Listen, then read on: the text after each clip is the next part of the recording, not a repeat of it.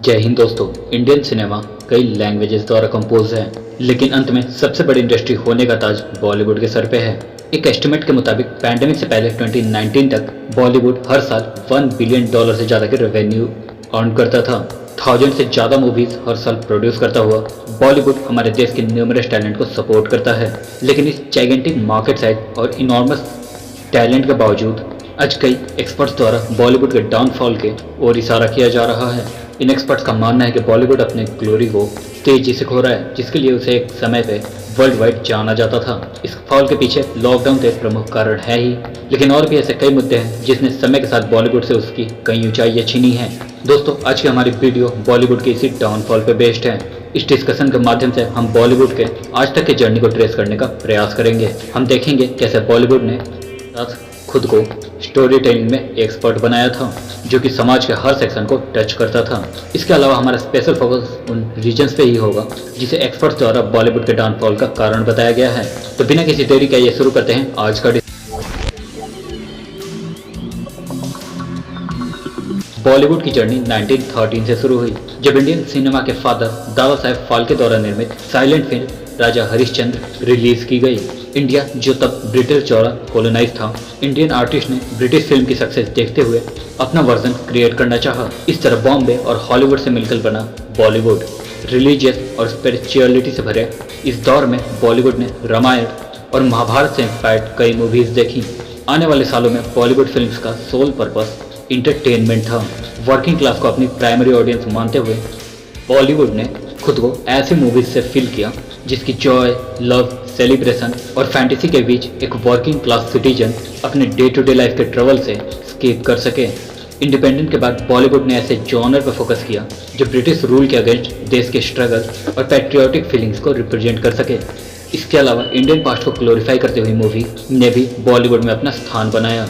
इस दौर में हिंदी सिनेमा द्वारा मुगल आजम और मदर इंडिया जैसी मूवीज बनाई गई। दोस्तों, इसके अलावा राज कपूर जैसे क्रिएटर्स ने सोसाइटी के बदलते हुए रूप को भी सिनेमा में उतारने का प्रयास किया। श्री 420 जैसी मूवी उनमें से एक मानी गई। इस एरा की मूवी में एक एंटी कैपिटलिस्ट सेंटिमेंट झलकता था, जिन्हें सोशल ऑपरेशन का प्रमुख कारण बताया जाता था। इसमें कोई शक नहीं कि ये तब की मौजूदा पॉलिटिकल सिनेरियो को शो करता था, जिसका बेसिक एसेंस सोशलिज्म हुआ करता था। दोस्तों, 60s, 70s और 80s की मूवी को मेल डोमिनेटेड कहा जा सकता है। इस दौरान ऐसी मूवीज का ज़्यादा प्रोडक्शन हुआ जिसमें एक स्ट्रॉन्ग लीड मेल कैरेक्टर के अराउंड बिल्ड किया गया हो। ऐसे मूवीज में जनरली विलेन की दुश्मनी लीड हीरो के फादर या मदर से होती थी, जिसका बदला हीरो द्वारा लिया जाता है। जिसके अलावा मूवी में अक्सर गोल्ड और इलेक्ट्रॉनिक्स गुड की स्मगलिंग को विलेन के सेंट्रल ट्रेड के द्वारा दिखाया जाता था। यहाँ हमें भूलना नहीं चाहिए कि तब के बॉम्बे के एक्चुअल डॉन्स जैसे करीम लाला और हाजी मस्तान भी स्मगलिंग में इन्वॉल्व हुआ करते थे, और कई मूवीज पे इनका इन्फ्लुएंस देखा जा सकता है। देश जब इमरजेंसी से गुजर रहा था, तब हमारे समाज में स्टूडेंट के रोल्स को रीडिफाइन किया गया। स्टूडेंट द्वारा लेड प्रोटेस्ट ने मूवी मेकर्स के सामने भी एक ऐसे सेगमेंट के अनटैप पोटेंशियल को ओपन किया जिसे इंडिपेंडेंस के बाद डीपली टच नहीं किया गया था। नई स्टोरीज और डिफरेंट थीम के साथ ये सेगमेंट एक मास व्यूअरशिप कैरी करता था, जिसे फिल्म निर्माताओं ने टैप करने की कोशिशें की।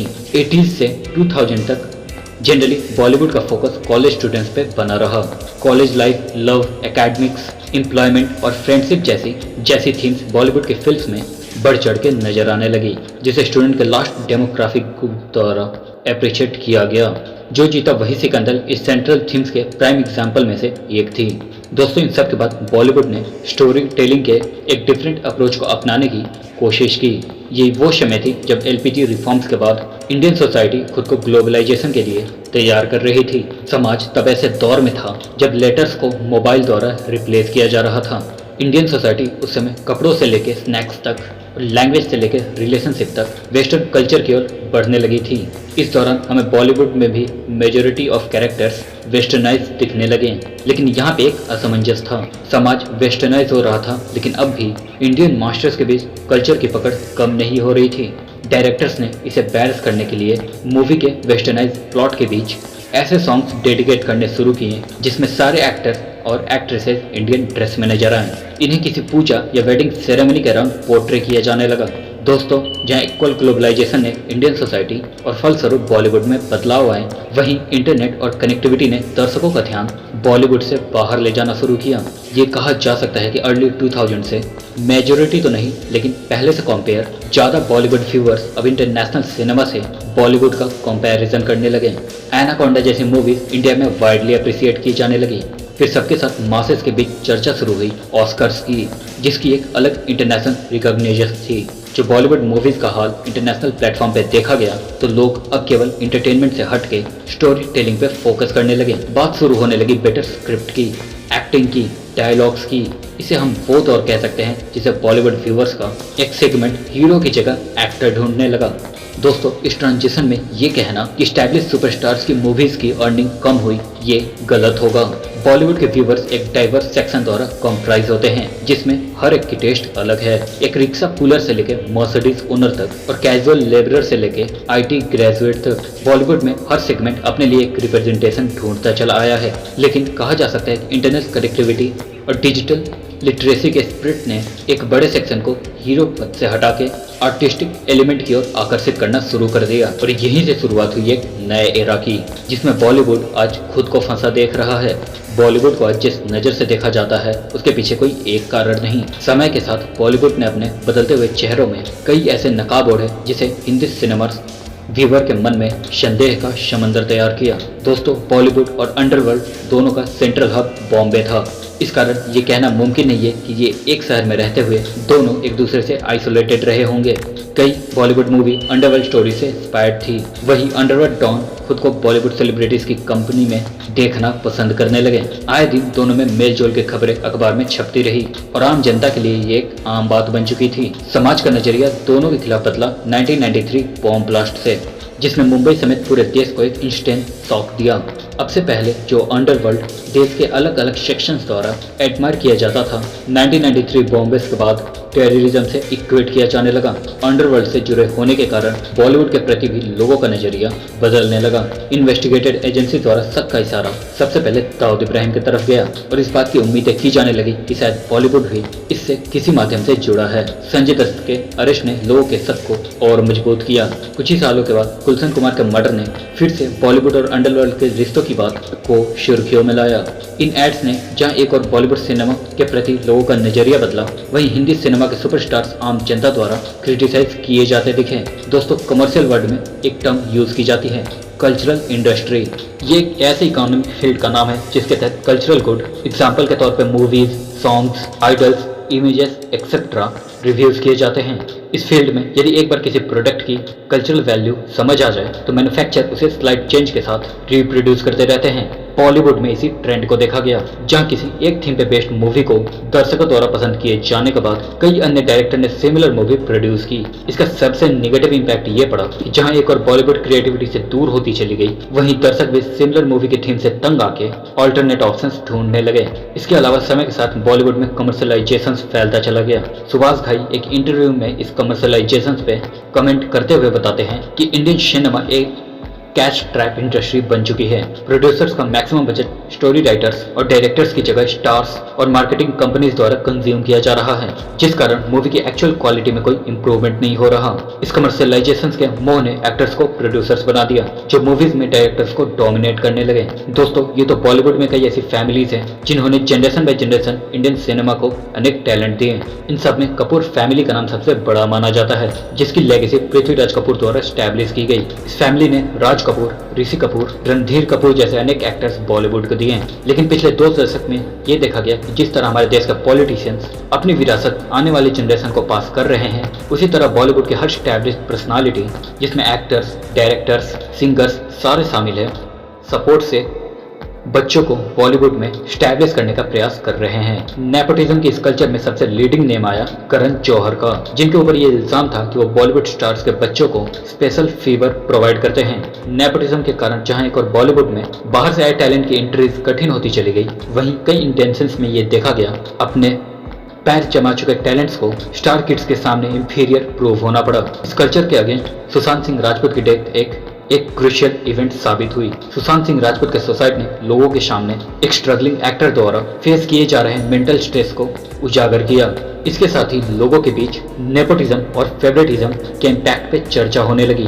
दोस्तों, मीडिया ट्रायल्स को यदि इग्नोर करके भी इस मुद्दे को समझा जाए तो हो सकता है कि इमीडिएटली ये एक्शन बॉलीवुड के विरुद्ध एक गुस्सा नजर आता हो, लेकिन असलियत में ये बॉलीवुड में क्रिएटिविटी और इक्वल चांस इंश्योर करने की एक बहस थी। सुशांत सिंह राजपूत के बाद समीर शर्मा, आशिफ बसरा, विजय चित्रा जैसी दूसरे सुसाइड ने इन डिबेट्स को फर्दर फ्यूल प्रोवाइड किया।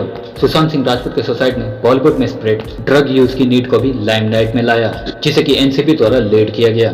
इस इन्वेस्टिगेशन में कई बड़ी बॉलीवुड सेलिब्रिटीज का नाम सामने आना आम दर्शकों के लिए बॉलीवुड के गुस्से का कारण बना।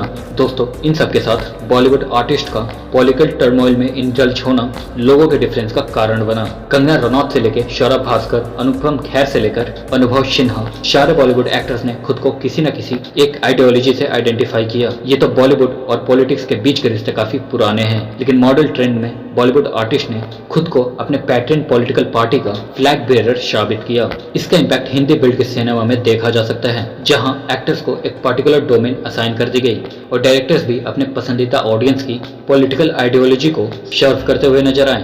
अंडरवर्ल्ड से लेकर नेपोटिज्म तक और कमर्शियलाइजेशन से लेकर ड्रग अब्यूज तक, इन सारे इवेंट्स ने हिंदी सिनेमा के मास व्यूवर्स के बीच बॉलीवुड को लेकर कई डिस्कम्फर्ट जनरेट किए। वो इंडस्ट्री जिसे मासेस द्वारा पैट्रोनाइज किया जाता था, इन जैसे अनेक कारणों से लोगों से क्रिटिसिज्म का शिकार बनी।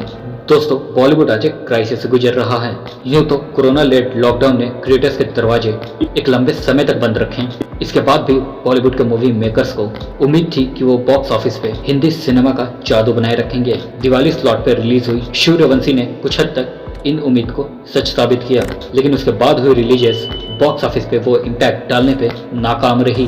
कबीर खान द्वारा निर्मित 83 में रणवीर सिंह और पंकज त्रिपाठी जैसे बड़े स्टार्स होने के बाद भी इस मूवी ने एक्सपेक्टेशन को अचीव नहीं किया। क्रिसमस वीकेंड पे रिलीज 1983 वर्ल्ड कप विक्ट्री पे बनी ये मूवी दर्शक इकट्ठा करने में नाकामयाब हुई, लेकिन इसी का अपोजिट टॉम हॉलैंड के स्पाइडरमैन, नो वे होम और अल्लू अर्जुन के पुष्पा द राइज ने ऑडियंसेस के बीच अपनी जगह बनाई। स्पाइडरमैन नो वे होम ने स्ट्रॉन्ग ओपनिंग करते हुए केवल डोमेस्टिक कलेक्शन के जरिए 200 करोड़ से ज्यादा की अर्निंग की। दोस्तों, इस शार्प कॉन्ट्रैक्ट के पीछे बॉलीवुड से जुड़े एक्सपर्ट्स ने कई कारण बताते हुए नई ट्रेंड की ओर इशारा किया। एग्जीक्यूटिव संजय घाई ने बताया कि पुष्पा द्वारा जनरेटेड रिस्पॉन्स ने यह क्लियर किया कि हिंदी बेल्ट में साउथ डोमिनेंस अभी बना रहेगा। बॉलीवुड इंडस्ट्री को लगता था कि पुष्पा का हिंदी वर्जन काम नहीं करेगा, लेकिन ये सारे प्रेडिक्शंस गलत साबित हुए। मनोज शाह इस बदलते हुए ट्रेंड को लेकर कहते हैं कि बॉलीवुड आज केवल मल्टीप्लेक्सेस के लिए मूवी बना रही है, जिसका majority of budget movie making में इन्वेस्ट होने की जगह एक्टर्स द्वारा कैप्चर किया जाने लगा है। इसके अलावा एग्जीबिटर और एनालिस्ट राज बंसल का मानना है कि बॉलीवुड आज क्वालिटी कंटेंट प्रोड्यूस करने में नाकामयाब साबित हो रही है और इसी डोमेन में साउथ इंडियन मूवी एज हासिल कर रही है। हिंदी स्पीकिंग ऑडियंसेस, जिनके बीच साउथ इंडियन स्टार्स कुछ समय पहले अजनबी थे, आज अपने कंटेंट के कारण घर घर में जाने जा रहे हैं, चाहे वो मूवी मास्टर हो या बाहुबली। इसके साथ ही लंबे समय से चले आ रहे साउथ मूवी रीमेक के कल्चर ने भी हिंदी ऑडियंस के बीच ओरिजिनल मूवी के क्रेज को बढ़ाया है। यूं तो साउथ इंडियन रीमेक बॉलीवुड की पुरानी परंपरा रही है, लेकिन हाल के कुछ सालों में इसके ट्रेंड में आने से दर्शकों के बड़े समूह द्वारा बॉलीवुड की क्रिएटिविटी पे सवाल उठाए जाने लगे हैं। दोस्तों, इन सब के अलावा एक्सपर्ट्स इस बात की ओर भी इशारा करते हैं कि लॉकडाउन के दौरान ऑडियंस की टेस्ट में चेंज आया है। जहां एक और किसी समय पर मूवी में हीरो की तलाश की जाती है, वहीं ऑडियंस आज कैरेक्टर को ढूंढती नजर आ रही है। इस शिफ्ट में ओटीटी प्लेटफॉर्म्स का अहम योगदान रहा है, जिन्होंने मासेस के आगे लार्ज वैरायटी सर्व की है। ओटीटी प्लेटफॉर्म ने ऑडियंसेस के सामने उन चेहरों को पेश किया है जिन्हें बॉलीवुड के बड़े स्क्रीन पे उस इम्पैक्ट के साथ दर्शाया नहीं गया। इसके अलावा कई बॉलीवुड एक्टर्स जिन्हें बड़े पर्दे पे दर्शकों से सराहना नहीं मिली थी, ओटीटी के माध्यम से अपनी पहचान बनाने में कामयाब हुए हैं। दोस्तों, इन सब के अलावा ओटीटी ने व्यूवर्स के सामने वेब सीरीज के कॉन्सेप्ट को भी पेश किया, जिसे अभी तक प्रॉपर्ली टैप नहीं किया गया था। इन सब का क्यूमुलेटिव इम्पैक्ट ये पड़ा कि वो दर्शक जो आज तक किसी भी सुपरस्टार लेट को एक्सेप्ट कर लेता था, अचानक क्वालिटी की डिमांड करने लगा। दोस्तों, बॉलीवुड के लिए इतना कहना कि वो अपना इम्पैक्ट खो रहा है शायद गलत होगा। जहां एक ओरिजिनल कंटेंट की कमी और दूसरे कारणों से बॉलीवुड पिछले 2 दशकों से डाउनफॉल पे वहीं इसी दौरान कई बेहतरीन मूवीज भी बनाई गई हैं, जहां एक और माय नेम इज खान जैसी मूवीज ने इस्लामोफोबिया और रेसिज्म जैसे टॉपिक्स हाईलाइट किए हैं।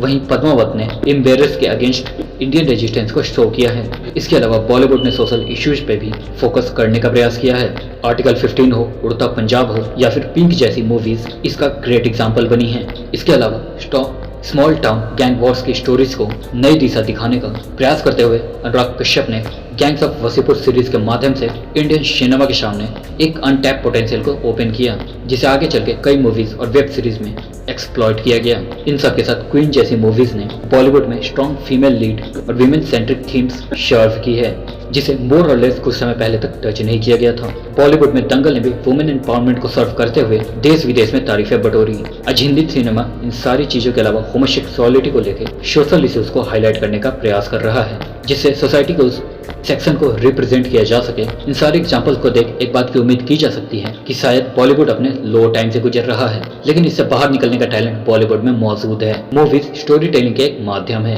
और इसमें क्रिएटिविटी का बने रहना सबसे अहम है। बॉलीवुड को जरूरत है कि टर्नओवर और बॉक्स ऑफिस कलेक्शन से आगे इसके रिटर्न्स की ओर अपने कदम बढ़ाएं। इससे न केवल बॉलीवुड लॉस स्टोरी को रिवील कर पाएगा, बल्कि व्यूअर्स के सामने भी रखा जा सकेगा, जो रोज की जिंदगी में छुपे रह जाते हैं। तो दोस्तों, ये थे एनालिसिस बॉलीवुड के ऊपर लूजिंग टाइम के ऊपर। इस मुद्दे को लेकर आपका क्या ओपिनियन है, प्लीज कमेंट सेक्शन में हमें जरूर बताइएगा। आज के लिए सिर्फ इतना ही।